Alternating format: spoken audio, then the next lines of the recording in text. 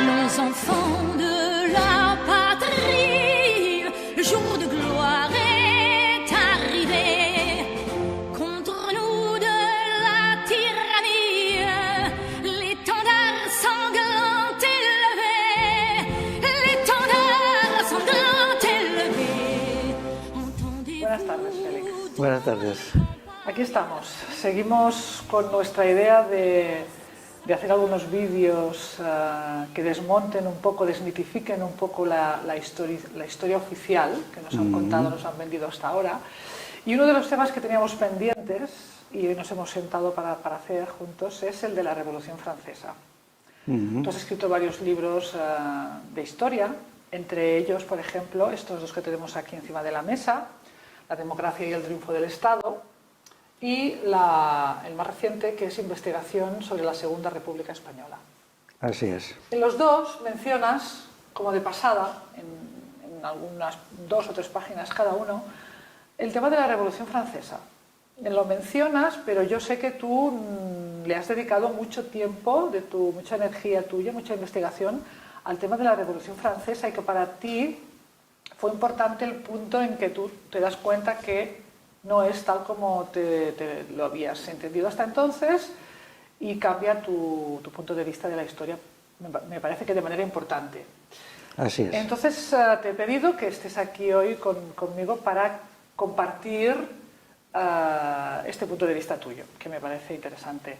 Yo te voy a leer una pequeña frase sacada de Wikipedia, que define brevemente lo que ha sido, o lo que supuestamente ha sido, para darte el punto de partida para que tú me cuentes cuál es el resultado de tu investigación y tu opinión en estos momentos. Según la historiografía clásica, la Revolución Francesa marca el inicio de la edad contemporánea al sentar las bases de la democracia moderna.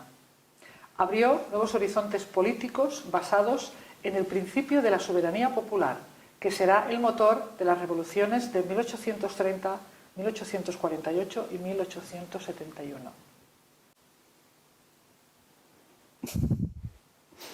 Bueno, todo eso es propaganda. Todo esto es propaganda. Claro, empezando porque yo no controlo bien los datos de la historia de Francia, pero tardaron tiempo en la concesión del sufragio universal. Si se dice que el sufragio universal es el fundamento de la llamada democracia, el sufragio universal masculino, la Revolución Francesa no lo tenía en la Constitución de 1791, y el sufragio universal femenino en Francia no se concede hasta nada más que 1948. O sea, hace nada, es decir, en realidad, menos de un siglo. Mucho menos de un siglo, ¿no? El siglo pasado. Por lo tanto, no sé a qué se refieren. Luego, por lo demás, pues hay que entender lo que fue la Revolución Francesa y lo que crea, que es mucho menos glorioso de lo que se ha dicho. Las mentiras se han ido acumulando y...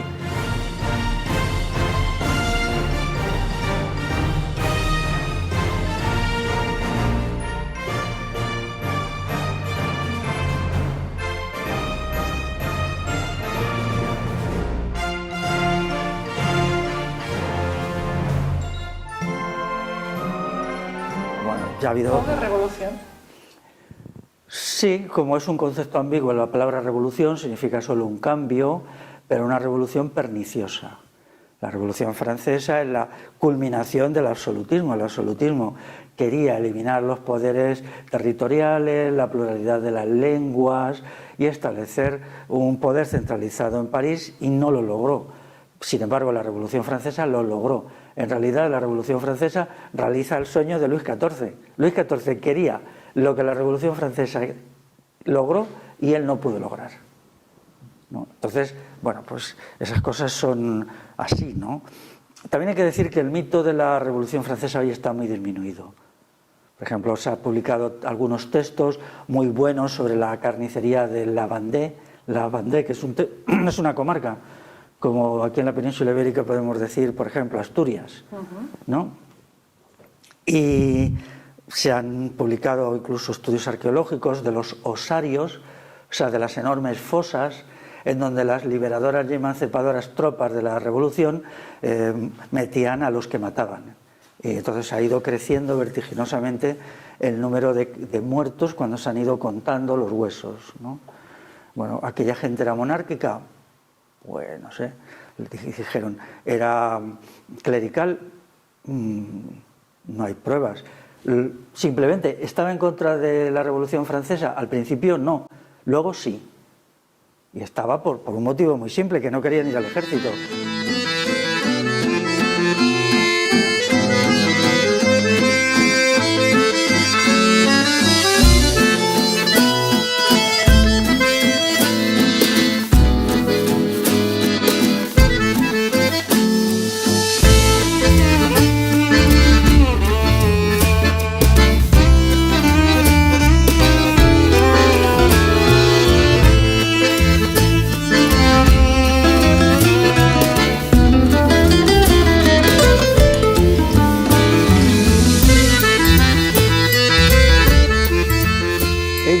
Al principio estaban de acuerdo con la revolución y con lo que se estaba haciendo en París, pero cuando llegó la orden de movilizarse y entrar en el ejército francés, se negaron a entrar y entonces ahí surgió el lío.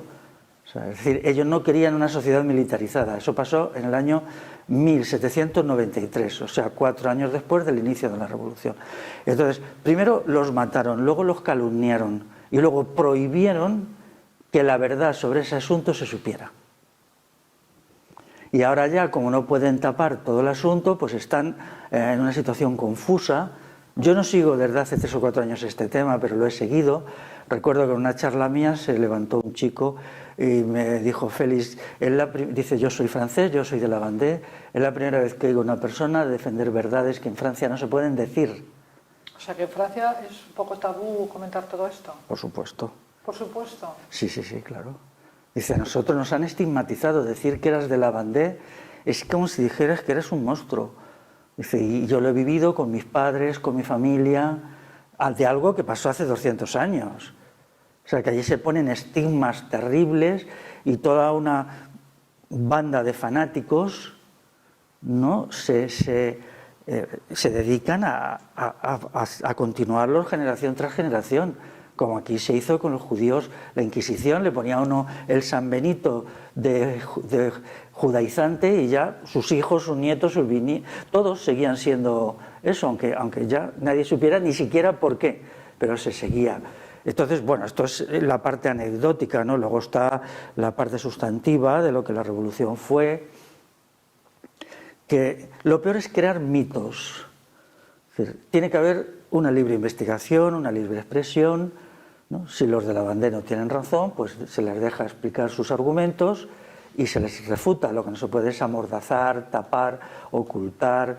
Por ejemplo, bueno, pues todo esto igual en el País Vasco francés, pues hay un libro muy bueno de un conocido mío que lo explica, lo que les hicieron a los vascos.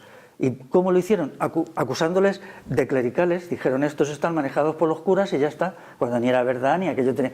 El problema es que ellos se aferraban al euskera, a su lengua, a sus costumbres y con eso primero se les exterminó o se intentó y en segundo lugar se les calumnió. Y solo muy recientemente ese tabú se ha roto. Alguien ha escrito un libro que ya había textos anteriores, bueno, algunos textos que decían que todo eso era una bola inventada. ¿Qué es la Revolución Francesa? Pues un proceso de crecimiento del Estado. Si el Estado absolutista tenía un poder del 0 al 10, 20, pues del 0 al 100, la Revolución Francesa lo crea en el 0 al 50. La Revolución Francesa es un proceso de militarización. Es decir, la sociedad es militarizada. Se llama a filas a toda clase de personas, no como antes, que no había, era difícil levantar quintas. Entonces ya a partir de eso, la noción de nación, si eres ciudadano de la nación, estás obligado a defenderla con las armas. O sea que se acabó. La sociedad se militariza. Por ejemplo, es curioso que, estoy hablando de memoria, pero me parece que todo lo que consiguió de soldados Luis XIV, que es el absolutista, el rey Sol, me parece que llegó en el máximo momento a tener 300.000 soldados. La Revolución Francesa llegó a tener 2 millones. Es verdad que había crecido la población, pero no en ese límite. Primero, muchos soldados. Segundo, un sistema centralizado. Centralizado significa que ya no hay poderes comarcales ni poderes locales, todo se decide en París. En París se crea un vastísimo aparato administrativo que llega hasta la última aldea y le dice cómo tienen allí que cortar los árboles de su monte. Con lo cual la capacidad de decisión del individuo desaparece. O sea, se establece un sistema piramidal, que es las autoridades de París, luego están los prefectos, que serían los gobernadores civiles, luego los alcaldes y tal, todo eso con un aparato policial terrible que va y viene, a menudo dirigido por personajes que eran simplemente asesinos, que luego algunos de ellos eran tan asesinos que se les tuvo que juzgar y se les ahorcó por los crímenes que habían cometido, pero el problema no estaba en los individuos, sino en el sistema, que se escogía un sujeto y se decía, a ver, tú tienes que ir a imponer los ideales de la Revolución Francesa en la zona tal, con plenos derechos. Se le ponía a su cargo 15.000 soldados y se le mandaba allí y se dejaba que hiciera de todo, que robara, que matara, que tal, ¿no? El sistema era que había que... Algunos eran honrados y lo hacían con un cierto orden y la mayoría no, porque cuando te sientes con ese poder, y había algunos que eran auténticos dementes que mataban a tanta gente que luego les tenían que juzgar a ellos, pero volvían a poner a otro que lo hacía lo mismo. Lo que estaba mal era el sistema y las personas se valían del sistema. Luego está el incremento de los impuestos suben en picado, la gente tiene que pagar más y más impuestos, trabajar más y más tiempo. Si alguien tenía 20 ovejas y antes de la Revolución el Estado le quitaba 4, después de la Revolución le quitaba 8, y anualmente, ¿no? Ya hace tiempo que se refutó el mito que la Revolución entregó la tierra al campesinado. Esto ya se hizo en los años 20. Hay un historiador que dijo, no, eso no es verdad. Lo que hizo la Revolución Francesa es apropiarse del comunal y venderlo a la burguesía agraria. Menos mal, ¿no? Pero todavía yo he leído libros que siguen con esa historieta, ¿no? Luego, en París se fueron imponiendo unas bandas dirigidas por gente verdaderamente violenta, como Robespierre, que eran especies de mafias en las cuales competían con el poder contra los otros y entre sí. Por ejemplo, Robespierre pues, era un abogadillo de provincias que él en un momento se le dio el vértigo del poder, pensó que golpeando al pueblo por un lado y golpeando a sus rivales que competían podía llegar a tener poder, y lo tiene durante un tiempo. Entonces, ¿para qué usa ese poder? Para guillotinar gente. En unos juicios amañados, hasta que ya es tan delirante lo que hace, mata a tanta gente y hace tantas brutalidades que hay un sector de las élites que decide volverse contra él. Pero no lo hacen por medio de un juicio razonable con derecho a... No, lo hacen a su manera bestial, que es llegan allí un día, cuando están, mandan a unos gendarmes, Robespierre se defiende y le matan a tiros. O sea, que es que son cosas que, ¿sabes? Era todo una especie de matanzas. Este mata una temporada y luego vienen otros que le matan a él y otros que matan a los otros y así sucesivamente, ¿no? ¿Qué tiene eso de revolucionario? No sé. Yo pienso que los revolucionarios garantizarán a una persona, si es acusada de algo, el derecho a defenderse, que se pruebe el delito y que sí, ¿no? Que haya proporción entre el delito y la pena, y no una serie de bandas de gángster que se dedican a matarse unos a otros en nombre de no se sabe qué ideales que nadie entendía, ¿no? Por lo tanto, claro, esto es en un periodo de efervescencia, luego deja de suceder, es verdad, deja de suceder, pero ya de una forma tardía. La culminación de la Revolución Francesa es Napoleón, que Napoleón pues es un nuevo César que quiere conquistar Europa para sí. Él se basa en la obligatoriedad de servir en los ejércitos, de cobrar muchos impuestos para mantener muchos soldados, y entonces se dedica primero a conquistar Italia. ¿Qué hacían en Italia? Conquistaban un territorio de Italia, entonces Italia no estaba unificada, era un principado por aquí, otro por allá y tal, ¿no? Entonces mandaban carros llenos de lo que robaban a Francia. Robaban, una vez leí un informe de que no sé en qué parte de Italia habían robado quesos. Entonces habían llenado carros de quesos y lo mandaban a Francia. O sea, realmente, pero vamos, y hay gente que le ríe la gracia, pero vamos a ver, esos quesos eran de alguien, ¿no? Tenían derecho los franceses a robarlos, a expoliarlos. Como aquí cuando la invasión napoleónica cargan carros pues con obras de arte, con cuadros, bueno, que algunos todavía no han vuelto, y entonces se los llevan. con piezas de plata, de oro, y entonces montan una expedición enorme en dirección a Francia, expoliando eso. Y todavía hay gente que les ríe las gracias porque es que dicen que la Revolución Francesa estaba liberando Europa. ¿Liberándola de qué? Cuando ellos eran simplemente unos expoliadores, una gente que se dedicaba... ¿Que Napoleón se entiende como el que recoge los frutos de la Revolución Francesa? Sí. Un poco, y que cuando él expande libertad, igualdad y fraternidad, es un poco esa la imagen que existe. Claro, sí, Napoleón es la culminación. Vamos a ver. Sí, Napoleón era un emperador, ¿no? Claro. ¿Qué sistema político tenemos ahí? Él, efectivamente, se hace coronar como emperador con el nombre de Napoleón I. Ya. Luego, la revolución que había dicho que iba a eliminar a los reyes, crea un nuevo rey. Y no se convierte en una dinastía permanente porque pierde la guerra. Pierde la guerra, es derrotado sobre todo en España y Rusia, y a partir de ahí, por ejemplo, su entrada en España es un genocidio. Él hace una política de genocidio, de matar gente y territorios que los devasta. O sea, mata a toda la población, destruye los medios productivos y los deja arrasados. Luego vienen otros y dicen que es que los que se oponían a Napoleón eran clericales que defendían al clero. Le dices, pero vamos a ver, cuando Napoleón entra en España, la Inquisición hace una declaración a favor de Napoleón. Porque el poder de la época estaba en una situación muy debilitada y le tenían miedo al pueblo, entonces esperaban que Napoleón les protegiera del pueblo. La Iglesia hace una declaración a favor de Napoleón. Lo que pasa es que por una serie de cosas curiosas es derrotado en Bailén, tampoco porque el ejército español hiciera gran cosa, sino porque los franceses allí, no sé, se desploman y entonces ganan un poco de carambola, que es la primera vez que se derrota a Napoleón, en la primera vez. Y entonces, claro, la Iglesia y la Inquisición, cuando ven que su protector ha sido derrotado, rápidamente, donde dijeron viva Napoleón, ponen abajo Napoleón. Pero es que los 2 primeros meses de entrada en Napoleón, ellos son los pelotillas de Napoleón por todas partes, bendiciéndole con el agua bendita y tal. ¿Y qué sucede después de Napoleón en Francia? Pues después de Napoleón ya la Revolución Francesa se consolida y crea un sistema institucional.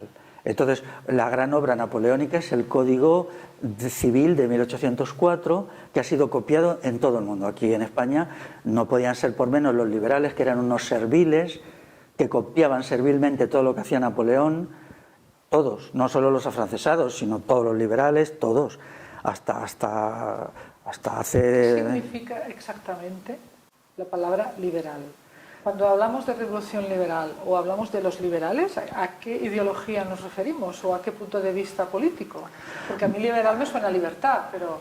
Sí, ellos lo que decían es eso. Liberal es una palabra que se usa en el Quijote. Liberal significa... Sí, en el Quijote aparece como sinónimo de buena gente, una persona desprendida, tolerante. Por ejemplo, si es alguien que escucha a los demás, que no intenta imponer sus opiniones, que solo los da, que invita a comer en casa a los que pasan por su pueblo, eso es liberal, es una especie de buena persona, ¿no? En el Quijote se usa varias veces con esa significación. Entonces, los liberales, en el sentido político, son los que defienden la Constitución de 1812. Entonces buscan en el diccionario una palabrita bonita y se les ocurre llamarse liberales. ¿Y qué significa realmente? Pues liberales es defensa de la Constitución de 1812, defensa de la propiedad privada a machamartillo. ¿A machamartillo? Sí, patriarcado a tambor batiente. Ellos definen la inferioridad de la mujer, así de claro, eliminan a las mujeres de los puestos de poder que tenían antes de la Revolución Francesa. Por ejemplo, antes había muchas mujeres que tenían, no muchas, pero algunas que tenían puestos de responsabilidad y poder, ellos las eliminan. Entonces establecen el criterio, los hombres tienen que ir a la guerra y las mujeres en casa teniendo hijos. O sea, el patriarcado clásico es el del Código Napoleónico. Luego crean un sistema militarizado, establecen muchos impuestos. Los impuestos que se pagaban anteriormente podían ser el 15% de los ingresos y ellos lo suben al 40%. Yo esto cuando lo demostré... ¿A qué clase social beneficia entonces? A las clases más altas. Las clases más altas. Entonces, ¿por qué dicen que es una clase que libera al pueblo? Pues eso digo yo. En Francia, cuando se dice la Revolución Francesa mató a los nobles y no sé qué, guillotinó. Hay un estudio que dice el 90% de las víctimas eran gente del pueblo. ¿Ah, sí? Sí, así de claro se cogía, como se conservan actas, y dice, este señor era zapatero, este era tal, y luego sí, mataron a algunos nobles, pero crearon una nueva nobleza que era todavía más perversa. Por ejemplo, uno de los personajes que más ayudó a Napoleón, que vino aquí a la Guerra de España, era el mariscal Ney. Mariscal era un equivalente a una nueva nobleza, ¿no? Ellos crean una nueva nobleza, un nuevo emperador, y eso ya estaba ahí pendiente, ¿no? Se daban ducados, se daban condados y se hacían todas estas cosas. Bueno, curiosamente, aquí, por ejemplo, uno de los mayores liberales que hay, yo creo que el más importante, era el duque de Frías. El duque de Frías era un liberal porque, claro, ellos al renunciar a los derechos señoriales renunciaban a algo que no era prácticamente nada. Porque los derechos señoriales, ellos en los pueblos cobraban unos tributos señoriales que era una gallina, que era a lo mejor media docena de huevos, un trozo de tocino, ya verás qué iban a hacer con eso. Que eran simplemente un ejercicio simbólico de la soberanía. Y luego ellos quitaron todo eso y dijeron, sí, renunciamos a todo eso, eso no lo queremos. Pero ahora vais a pagar 30% de los ingresos totales, o sea, iban a lo sustancioso, no a las bobaditas de antes que eran nada, ¿no? Todo eso sí, que a lo mejor les hacían una reverencia en la iglesia de la villa y les dejaban sentarse en un puesto privilegiado a oír misa. Se elimina toda esa cosa que era tonterías y se pone en serio. Otro gran liberal aquí es el conde de Toreno, uno de los grandes defensores de la Constitución de 1812, ¿no? Entonces, en realidad, cuando se dice que desaparece la nobleza, no, la nobleza simplemente se reinventa de un poder limitado a un poder omnímodo. A veces son nobles y a veces no, ¿no? Pero, bueno, quien más había insistido, por ejemplo, en España para acabar con los privilegios de la nobleza era la Marina de Guerra. Había un argumento, decía, vamos a ver, si solo pueden ser oficiales de la Armada aquellos que tienen un título de nobleza, la flota española siempre será derrotada por los ingleses, porque la nobleza española no proporciona suficientes oficiales como los que se necesita un imperio como el que entonces tenía. Luego lo que hay que hacer es abrir escuelas de marina a todo el mundo y el que sepa matemáticas, que sea artillero y tal. Entonces, el elemento principal para eliminar los privilegios del clero era el ejército. Aquí la primera constitución, yo lo cuento aquí, en mi libro La democracia y el triunfo del Estado, la primera constitución la escribe un oficial del ejército. Y ellos eran los que estaban promoviendo la igualdad ante la ley, porque la igualdad ante la ley significaba que se abrían las academias militares a toda clase de gente, y no solamente a los nobles, que eran muy pocos, y además gente bastante degenerada, bueno, era una cosa tremenda, ¿no? Entonces, la resultante de eso es que en Francia se crea un militarismo impecable, implacable, que bueno, arrasa Europa y arrasa Francia. Se cuenta una anécdota que Napoleón hace una visita ya cuando llevaba un montón de años de guerra a una ciudad que no recuerdo del sur de Francia. Y entonces, ¿qué se encuentra? Se encuentra con una manifestación de mujeres que le gritan, devuélvenos a nuestros hijos, ¿qué has hecho con nuestros hijos? Sus hijos habían muerto en España murieron la tira de franceses, o habían muerto en las guerras en Alemania, o habían muerto en Rusia. Es decir, realmente, ¿qué se le había perdido a Napoleón en Rusia? Él tenía derecho a invadir aquello, o aquí en España, que además con artimañas, porque, bueno, entonces, vamos a ver, si el principio es que los pueblos tienen que ser libres y decidir su propio destino, ¿cómo se puede defender un intervencionismo militar implacable? Dicen, es que iba a librar Europa de las testas coronadas, sí, para ser él la testa coronada, o sea, él mismo se hizo coronar emperador por el Papa, además, por el Papa, o sea, fue allí. Entonces, claro, la Revolución Francesa es el inicio de la sociedad contemporánea en el sentido del militarismo. Todas las relaciones sociales se convierten en relaciones de dinero, el Estado está en todas partes, el individuo pierde sus libertades al lado del funcionario. Napoleón también promueve mucho el desarrollo de la gran empresa, de la fábrica. Es que todo se ha contado distorsionado. Por ejemplo, Napoleón llega y dice, necesito 1 millón de uniformes para mis soldados. Eso no se podía hacer con los procedimientos de un taller de costura donde 4 o 5 mujeres cosían en sus ratos libres. Entonces hay un ingeniero que le diseña una fábrica textil. Entonces a partir de ahí empieza la revolución industrial en el continente. Es decir, si la industria es buena, entonces Napoleón es un héroe. Si la industria no es tan buena, entonces pensémonos que era, ¿no? Era un hombre que pensaba en términos militares, que no escuchaba y que se creía además redentor del mundo, ¿no? Por lo tanto, cuando toda esa cuestión se ha reescrito, hay que decir que claro, él es un personaje, pero si se escribe como fue, pues es una cosa que te produce grima, ¿no? Porque ya hubo muchos movimientos, por ejemplo, una parte de la gente pobre de París se subleva contra ellos, contra la Revolución Francesa, los meten en la cárcel, los matan, y eso era el artesanado. No recuerdo el nombre de esta gente, pero fue un movimiento importante, bueno, y sobre todo en el campo, pues las matanzas eran continuas, llegó a haber docenas de rebeliones campesinas. ¿Qué hacen los escritores de libros a tanto la línea? Les ponen la etiqueta clericales, ya está. Como son clericales los podemos matar, pero un momento, sean lo que sean, tendrán unos derechos, tendrán que ser incluso, ¿no?, perseguidos y reprimidos de acuerdo a una norma, que no sea un matón que habéis buscado por ahí, le habéis puesto 5.000 soldados a sus órdenes y lo habéis mandado a no se sabe dónde a que meta en cintura a unos campesinos que siempre se sublevaban por lo mismo.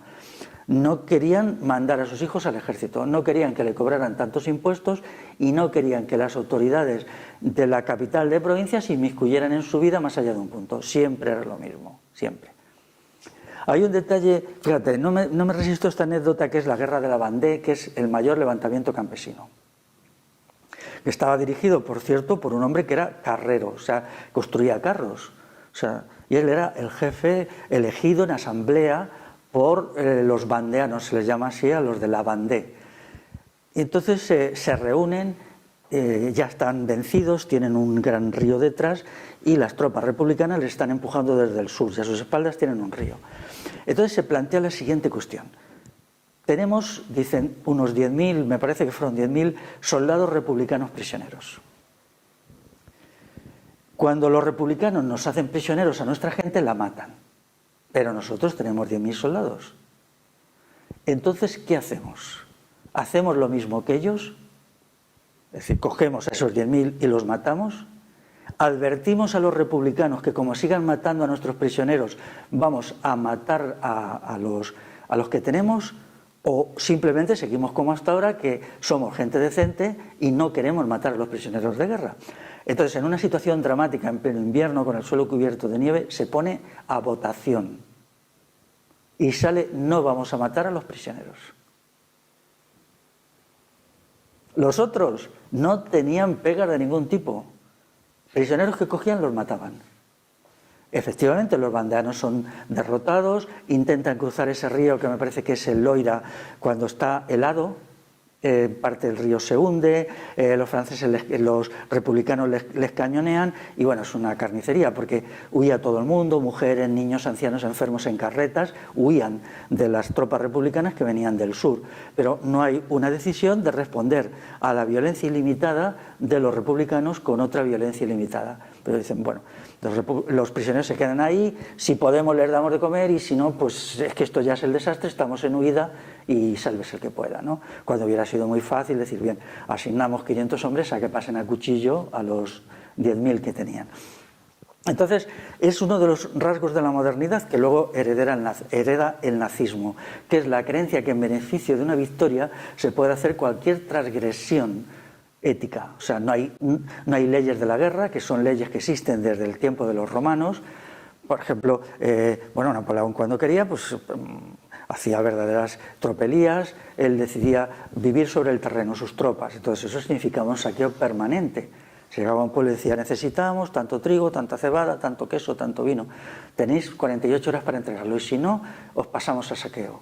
O sea, dejamos a los soldados que se lo apropien. La gente se aterrorizaba y daba lo que tenía y a veces lo que no tenía. Cuando eso no es así, un ejército debe de vivir de lo suyo y no de saquear a la población civil. Se supone que hay unas leyes de la guerra que deben ser respetadas, ¿no? Y entonces esas leyes no son respetadas y todo eso hay una gente progresista y moderna que lo ha defendido. ¿no? Según un criterio de cómo somos el bien podemos matar a quien queramos. No, no, eso no es verdad. Somos el bien si actuamos decentemente. Bien. Claro, y esa cuestión, bueno, pues de ahí se hereda todas las prácticas de la Revolución Rusa, que es lo mismo, es decir, no como nosotros vamos a proporcionar un paraíso sobre la tierra a la humanidad, podemos matar y matar. ¿La Revolución Rusa es más de lo mismo? Claro, todo el modelo suyo está basado en la Revolución Francesa. Los jefes de la Revolución Rusa estudiaban minuciosamente todo para ver cómo lo habían hecho los revolucionarios para copiarlo, cuando realmente la Revolución Francesa es el antimodelo. O sea, ellos hicieron lo que no hay que hacer. Y aquí incluso en la Guerra Civil los republicanos seguían con esa historieta en la cabeza, ¿no? Intentando negar hechos fundamentales, ¿no? Como que las matanzas, por ejemplo, bueno, los conflictos entre ellos, feroces, que se mataban unos a otros continuamente, la arbitrariedad, la brutalidad, la falta de respeto por la gente. Entonces, de ahí es donde ha salido el mundo moderno. Entonces, ¿quién ha escrito la historia? Pues la historia la han escrito, se ha dicho cientos de veces, los vencedores, ¿no? Vamos a ver. Francia, antes de la Revolución Francesa, estaba siendo derrotada por Inglaterra. Inglaterra les había ganado en varias guerras. Y ellos hicieron como un movimiento de regeneración para crear un aparato militar muy potente. Y eso es la Revolución Francesa, nada más. Protestaba entonces. Sí, desde arriba, claro. Eso es todo. Quien le busque implicaciones liberadoras, que no, fue un proyecto para decir, jo, Francia nos está comiendo, literalmente, en las colonias, en Canadá, en la India. Los ingleses les expulsaron de Canadá, de la India, y entonces tenemos que hacer algo para reclutar más soldados, tener más barcos de guerra y tal. Y entonces estudian la sociedad y ven los cambios que había que introducir, jurídicos, económicos, para que eso funcionara. Y lo peor de todo es que aquí los liberales les copian también, con la peculiaridad de que mientras la Revolución Francesa en Francia funciona según sus fines, es decir, que es verdad que lo convierte en una potencia, aquí se encuentran con una resistencia tan desesperada de la población que fracasa. No, aquí no hubo ningún liberal que, yo no recuerdo ninguno, que dijera, un momento, vamos a ver, aflojar el tono. No pretendáis tratar a la gente como si fueran esclavos. El único que lo dice es Joaquín Costa, pero ya es a finales del siglo XIX. Joaquín Costa, que no era ningún angelito, era un reaccionario tremendo, pero él dice, claro, si tratáis así al campesinado, no esperéis que sean buenos soldados, que crean en el Estado, lo que tenéis son enemigos, no pagarán tributos, verán a Madrid como un sitio espantoso donde ellos no quieren ir. Darles un poquito de cuerda para que reconciliarse las instituciones y la gente, claro, porque ellos llegaban a los sitios, por ejemplo, no sé, por ejemplo en Vizcaya, llegan y dicen, bueno, en aplicación de la Constitución de 1812, el señorío de Vizcaya desde mañana es una parte de España. O sea, el señorío de Vizcaya tiene unas leyes propias que son del siglo XV y que siempre se han respetado. Entonces llegan esta gente y 400 años después, por el ordeno y mando, dicen que de repente los vizcaínos son españoles. Claro, la gente pasar de ser vizcaínos a ser españoles en 24 horas, claro, que todo el mundo se quedó así. O sea, nos han cambiado nuestras leyes, todo el fuero de Vizcaya, han impuesto cosas que no entendemos y encima tenemos que besarles la mano y estar agradecidos. Al principio no pasó nada, es decir, nadie se sublevó, pero claro, eso llevó directamente al carlismo, porque ¿con qué han contado? ¿Han contado con nosotros? ¿No tenemos nosotros las juntas de Guernica para autogobernar el señorío? ¿Qué autoridad tienen ellos para hacer esto? Entonces todo esto fue agriando la situación y la gente, pues claro, cuando ciertamente se podía haber hecho de otra manera, decir, bien, vamos a convocar las juntas generales del señorío, vamos a proponerles que se acerquen a la legislación. No. Llegaba al oficio, que era el documento, y se lo leían a la gente. Ya está. Claro, te sentías como un esclavo, como alguien que no tenía nada que decir sobre tu propia vida. Si encima eso sucede en un pueblo como el vasco, muy apegado a su historia, a sus tradiciones, pues todo eso, claro, les fue creando más y más enemigos. A uno les hacían esa faena, a otra gente le hacían, siempre era lo mismo, ¿no? Brutalidades y claro, llegó un momento que había un odio al liberalismo, que hay que leer los documentos de la época, ¿no? Para entenderlo, ¿no? O llegaban a un sitio y decían, bueno, a ver, el comunal de este pueblo lo vamos a vender. La gente se quedaba, vamos a ver, este comunal es nuestro desde tiempos inmemoriales, a lo mejor desde el siglo XI. Y le decían, sí, sí, venga, aquí están los agrimensores, os vamos a dejar un trocito, pero el 90% lo vendemos. Bueno, a ver quién protestaba, porque llegaban siempre con soldados y con fuerza armada. Pero claro, cuando se iban, o sea, eso es un trato que se da a los esclavos, ¿no? Y señalaban, no, es que las Cortes de Cádiz en el decreto de 1813 han dictado. Y la gente empezaba diciendo, bueno, pero ¿dónde está Cádiz? Y a mí qué me importa lo que hayan hecho allí. O sea, toda esa serie de cuestiones que, claro, en Francia consiguieron, yo no entiendo muy bien por qué, arrasar. Aquí no. Aquí no. Y esa es la diferencia. O, por ejemplo, cuando dijeron... Es el llamado problema de España. Claro, todas las escuelas enseñarán en el idioma castellano. Aquí hasta entonces en Cataluña se había enseñado en el idioma del país, o sea, en catalán, y había una escuelita en el pueblo y tal y cual, que a lo mejor la llevaba el sacristán del pueblo porque era la persona culta que enseñaba a leer a unos pocos niños, no a muchos, y niñas también a veces. Pero de repente les decían que ya no podían enseñarles en catalán. Entonces, claro, fue una carga de ofensas continuadas que la gente en un momento dijo, bueno, ya está bien, con una arrogancia. Recuerdo una vez que eso pasó, fíjate, en Alcalá de Henares, ¿no? Alguien se opuso a los liberales, a una tropa que ellos inventaron de lanceros. Entonces, alguien les gritó, los insultó en la plaza a los liberales. Y entonces, estos tíos fueron detrás del caballo para atravesarle con una lanza y él se metió en una iglesia y entraron a caballo detrás del otro en la iglesia a atravesarle con la lanza. Bueno, a la gente aquello le pareció una falta de respeto, ¿no? Porque, bueno, pues si se ha metido allí, por lo menos bájate del caballo, no te metas con el caballo dentro de una iglesia, ¿no?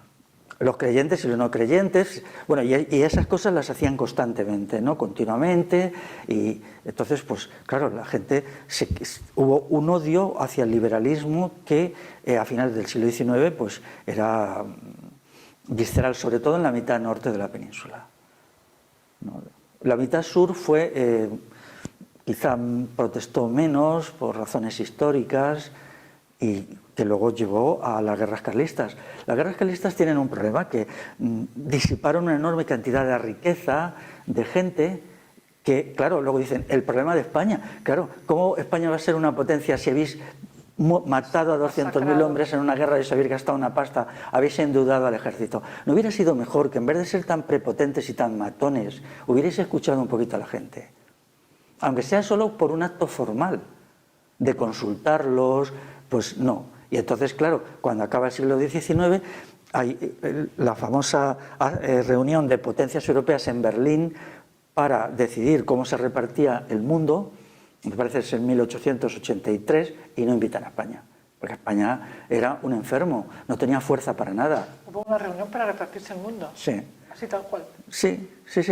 Entonces decían, bueno, pues los franceses se quedan con la Conchinchina y los alemanes con Namibia. Sí, así era la cosa. Y entonces los españoles dicen, ya nosotros nos han invitado. Claro, porque vosotros no habéis entendido cómo son aquí las cosas.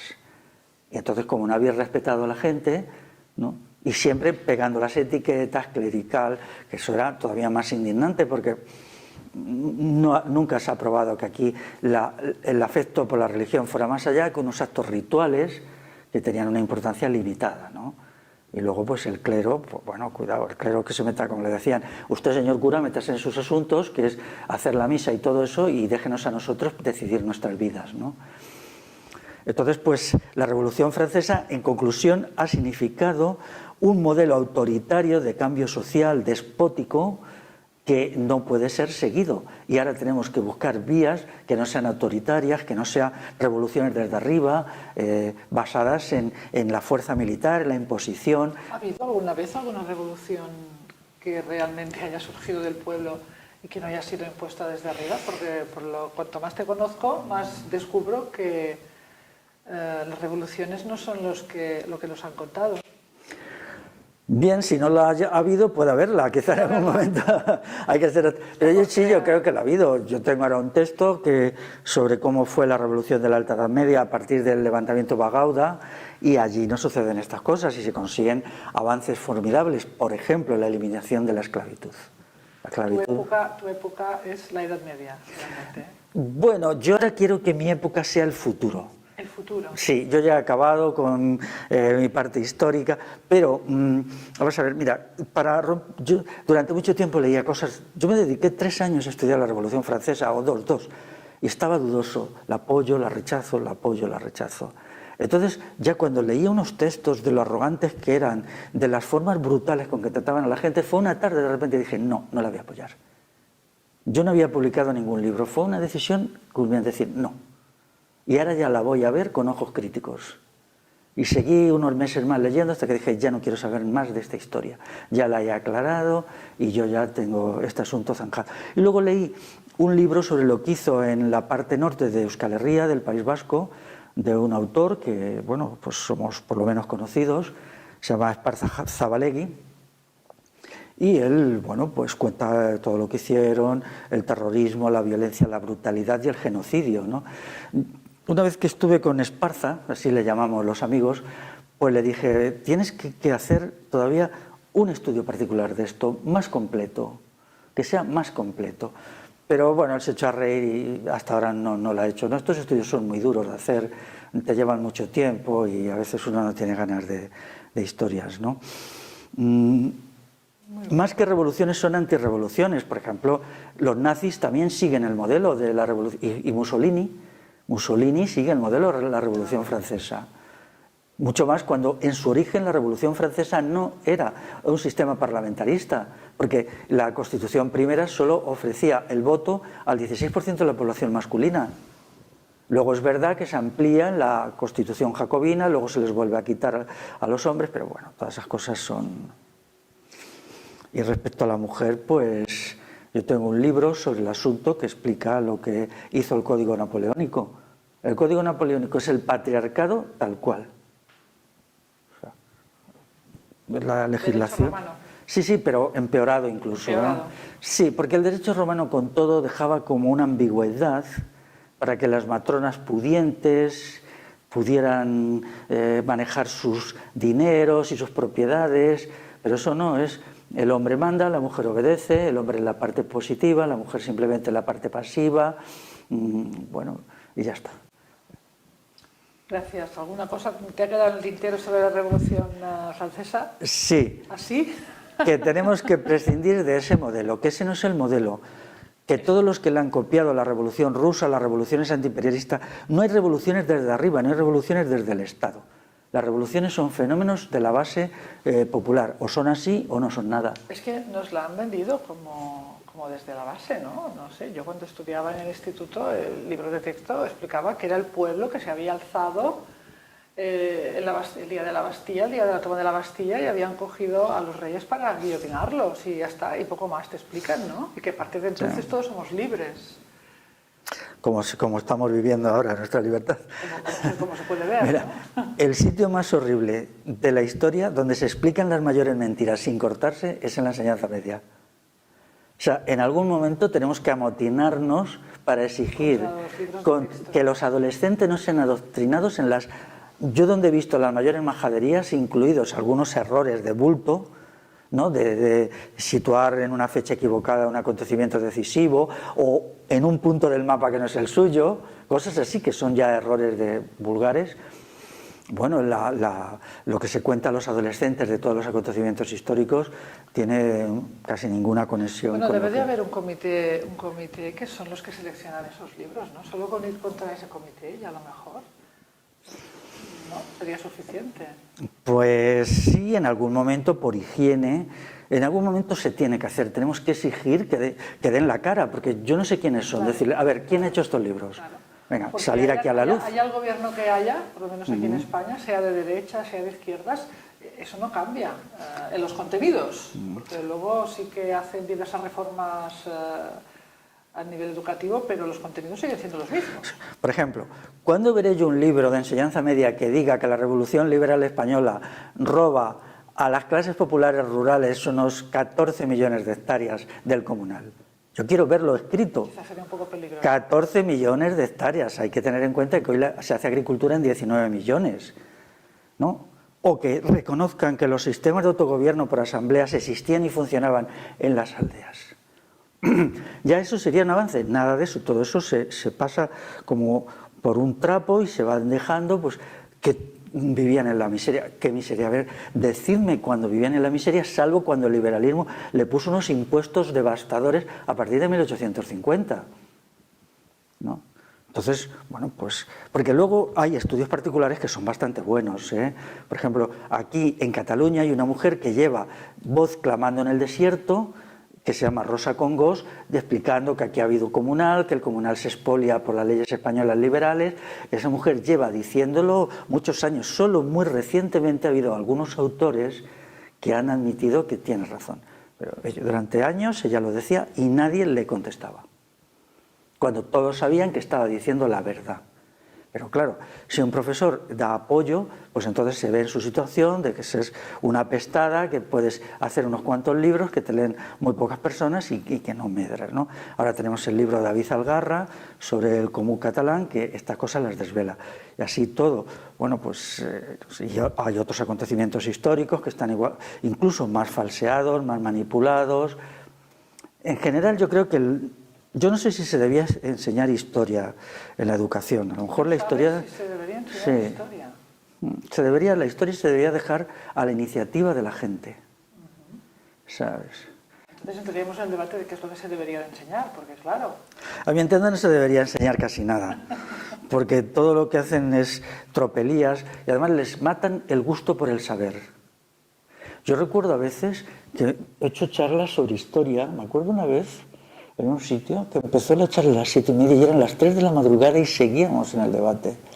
Éramos 30 personas, porque la gente quería quitarse la espina, era gente bastante joven de las mentiras que le habían contado. Y entonces levantaban las manos preguntando qué pensaba yo de la mentira tal o de la mentira cual, ¿no? Entonces iba desmontando, hacía muchísimo frío y seguían desmontando. Claro, y ellos mismos habían tenido dudas sobre lo que les contaba, a veces por conversaciones que tenían con sus abuelos. A lo mejor su abuela les daba algo y ellos, esto no encaja, ¿no? Esto que me han contado no encaja. O leían algún artículo en alguna revista un poquito más seria y decían, pues esto tampoco encaja, ¿no? Pero, bueno, la historia es decisiva. Yo supongo que esperemos que en los próximos 20 años se deje partidismos.